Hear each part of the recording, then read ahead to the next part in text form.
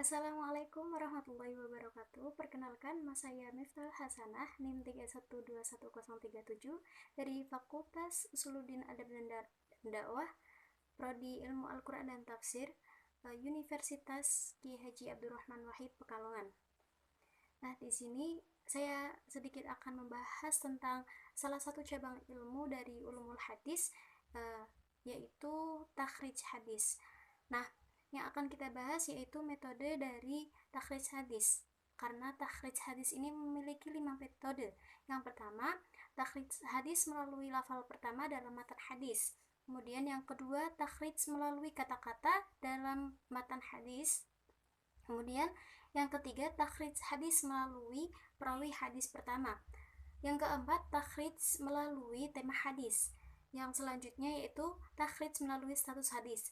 Nah, dari 5 metode yang saya baca tadi, saya akan membahas salah satu metode yang pertama, yaitu takhrij melalui lafal pertama dari matan hadis. Metode ini adalah metode mencari hadis yang bergantung dengan lafaz pertama pada matan hadis dan menyesuaikan huruf hijaiyah. Nah, contohnya hadis yang berawalan matanya dengan huruf alif, ba, ta, dan seterusnya. Nah, contoh hadisnya yaitu saya ambil salah satu, yaitu man ghassana falaysa minna. Nah, ini dari awalan kata man ghassana. Nah, perlu kita catat atau garis bawah, yaitu perlu diingat bahwa matan hadis itu tidak dimulai dari qala Rasulullah Shallallahu Alaihi Wasallam, karena lafaz itu termasuk dalam sanad hadis.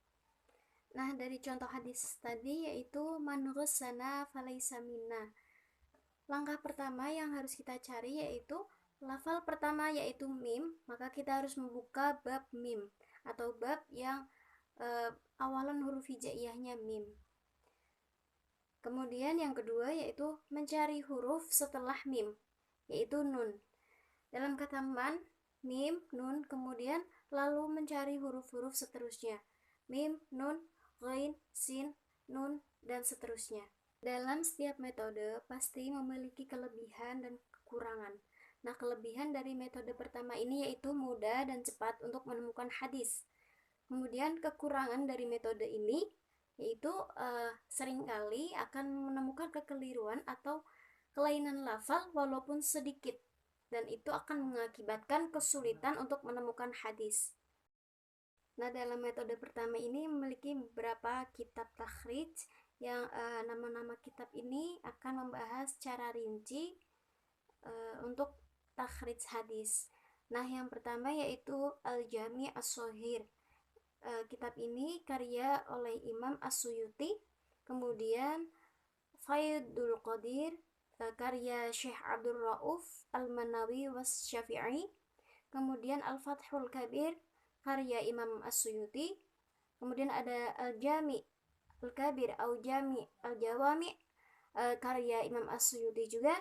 Kemudian ada Al-Jami' Al-Azhar, karya Imam Hafidz Abdul Rauf. Kemudian ada Muassasati Atraful Hadis An-Nabawi. Yang selanjutnya ada Hidayatul Bari ila Tardib Al-Hadis Al-Bukhari. Nah, itu beberapa kitab untuk melakukan metode takhrij hadis, metode pertama.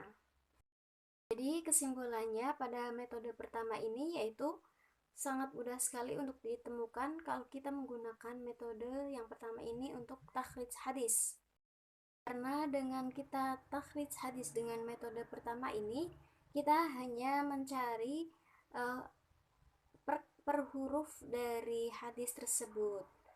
Mungkin itu saja yang dapat saya sampaikan. Apabila ada kekurangan dalam menyampaikan atau banyak kekeliruan dalam berkata-kata, saya pribadi mohon maaf dan terima kasih atas perhatiannya.